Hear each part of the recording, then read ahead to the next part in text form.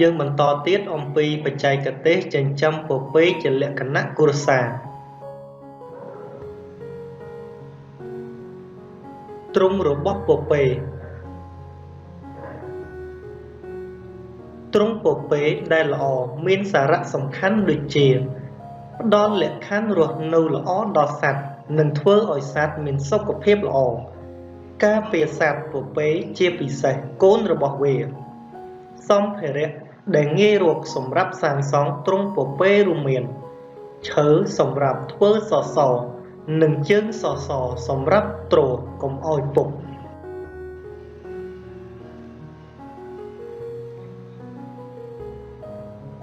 រនាបឬក្តារបន្ទះសម្រាប់ក្រាលបាតជញ្ជាំងអាចធ្វើពីឫស្សីឬឈើតូចៗដំបូលអាចប្រក់ស្លឹកត្នោតឬស្លឹកស្បូវក្រងជាកណ្ដាប់ដែកគោលសម្រាប់ដងភ្ជាប់រនាបនិងជញ្ជាំងដែកលួសសម្រាប់ចងភ្ជាប់ផ្សេងៗយើងអាចចែកទ្រុងជាពីរប្រភេទគឺទ្រុងដែលសង់ផ្ទាល់ដីនិងទ្រុងដែលសង់ផុតពីដីទ្រុងពពែដែលសង់ផ្ទាល់ដីទ្រុងដែលសង់ផ្ទាល់ដីវាសមស្របទៅនឹងតំបន់ស្ងួតវាងាយស្រួលក្នុងការសង់និងត្រូវការរបងព័ទ្ធជុំវិញដីបាតទ្រុងលើកឲ្យមានកម្ពស់ប្រហែល30សង់ទីម៉ែត្រនិងធ្វើឲ្យមានជម្រាលបន្តិចធ្វើបែបនេះងាយស្រួលក្នុងការបង្ហូរកាកសំណល់លាមកនិងទឹកនោមចេញទៅក្រៅហើយអាចរក្សាទ្រុងក្នុងការសាងសង់ទ្រុងប្រភេទនេះកសិករអាចប្រើសម្ភារៈដែលមាននៅក្នុងភូមិដូចជាកូនឈើឫស្សីក្តារបន្ទះហើយដំបូលប្រក់ស្លឹក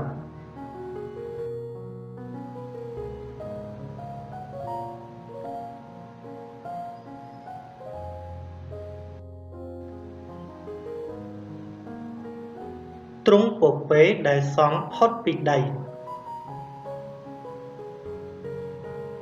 ការសង់ទ្រុងបែបនេះទាមទារការពិនិត្យបានល្អិតល្អន់និងត្រូវការសម្ភារៈសាងសង់ច្រើនក៏ប៉ុន្តែវាមានលក្ខណៈងាយស្រួលក្នុងការសាងសង់ផងដែរកម្ពស់របស់ទ្រុងប្រហែល1ម៉ែត្រពីដីសត្វពពែអាចឡើងទៅលើទ្រុងតាមជណ្ដើរជម្រាលជណ្ដើរឡើងត្រូវសង់ឲ្យមានបង្កាន់ដៃដើម្បីការពារកុំឲ្យសត្វធ្លាក់ពពែរស់នៅដោយសុខស្រួលក្នុងទ្រុងប្រភេទនេះវាជាសត្វចូលចិត្តទ្រុងបែបនេះហើយធ្វើឲ្យវាលូតលាស់ល្អនិងផ្ដល់ផលល្អ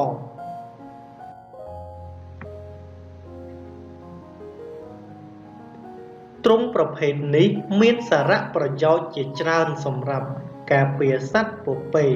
ពីភ្លៀងខ្យល់និងកម្ដៅព្រះអាទិត្យខ្លាំង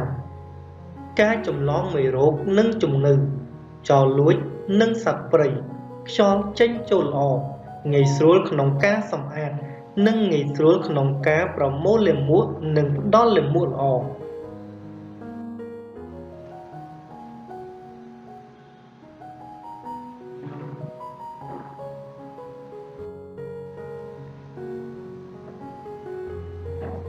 អាស្រ័យបែបនេះទ្រុងដែលសង់ផុតពីដីនាំមកនូវគុណសម្បត្តិសំខាន់ដូចជា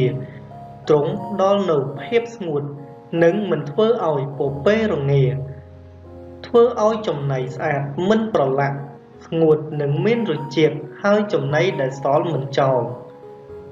ដល់នូវម្លប់ដ៏ត្រជាក់និងការពារសំណើមហើយធ្វើឲ្យសត្វចង់ស៊ីចំណីកាត់បន្ថយពីការលួចនិងកាត់បន្ថយពីការបំផ្លាញពីសត្វព្រៃ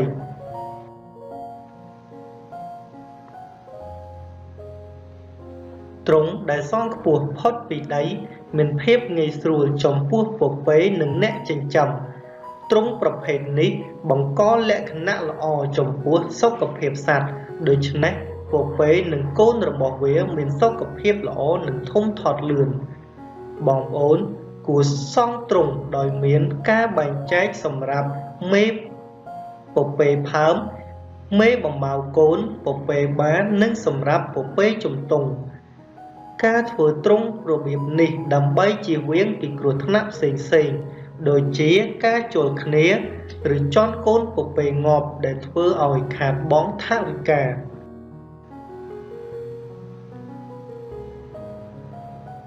Tùm húm rồi bỏ trúng trâu kết nền nì ở xóm srop tù nâng tùm húm rồi bỏ bộ bề. Rúa bởi trúng tối trong ít với bần đa ở bác bò đó cá lụt lót rồi bỏ sạch. Trúng cùng rú xông rạp sát bộ bề một hay bị bào. Miên tùm hùng 3 mét cún 5 mét. Bộ bề nhí 6 ក្បាល bộ bềឈ្មោល bá 1 ក្បាល និងកូនពពែ15 ក្បាល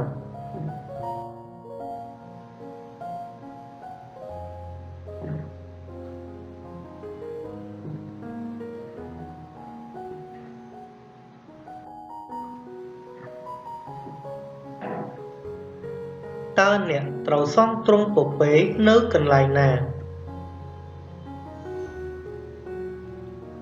អ្នកគួរជ្រើសរើសយកកន្លែងសង់ទ្រុងដោយយកចិត្តទុកដាក់ពីកន្លែងសមស្របសម្រាប់សង់ទ្រុងពពែគឺស្ងួតមិនដក់ទឹកមានម្លប់ក្រោមដើមឈើមានខ្យល់ចេញចូលល្អជៀសផុតពីទឹកខ្យល់ខ្លាំងត្រជាក់និងក្តៅនិងភ្លៀងចេញឲ្យដាច់ពីវងគោឬក្រោលគោយកល្អទ្រុងពពែគួរធ្វើចម្ងាយ18 ម៉ែត្រពីកសិដ្ឋាន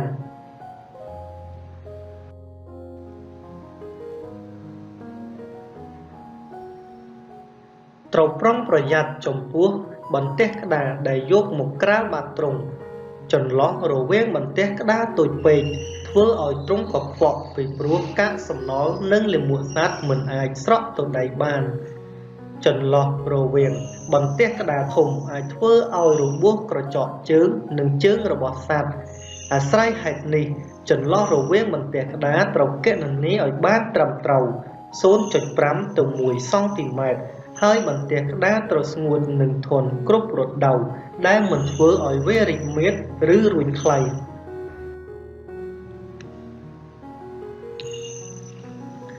ធ្នើឬទ្រុងសម្រាប់ដាក់ស្មៅ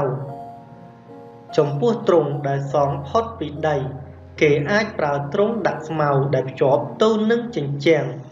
ទ្រុងប្រភេទនេះសម្រាប់ដាក់ស្មៅនិងចំណីបៃតងផ្សេងទៀតហើយដែលអាចកាត់បន្ថយនូវការខ្ជះខ្ជាយចំណីប្រភេទធ្នើឬទ្រុងសម្រាប់ដាក់ចំណីផ្សេងទៀតដោយមិនចាំបាច់ភ្ជាប់ទៅនឹងជញ្ជាំងដែលគេច្រើនប្រើទ្រុងសង់ផ្ទាល់ដី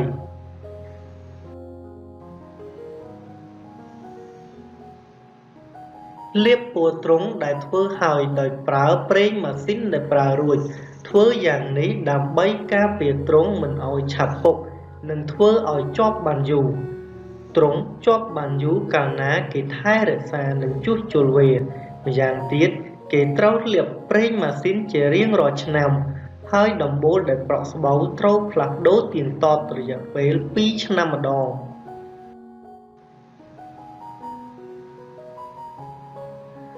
ការដែលធ្វើទ្រុងបានល្អអាចធ្វើឲ្យយើងមានសារៈប្រយោជន៍ដូចជាកាត់បន្ថយការងាប់របស់ពពែនិងកូនរបស់វាការពារជំងឺនិងកាត់បន្ថយការព្យាបាលផ្សេងធ្វើឲ្យសត្វមានសុខភាពល្អបង្កើនការលូតលាស់ធំធាត់របស់សត្វ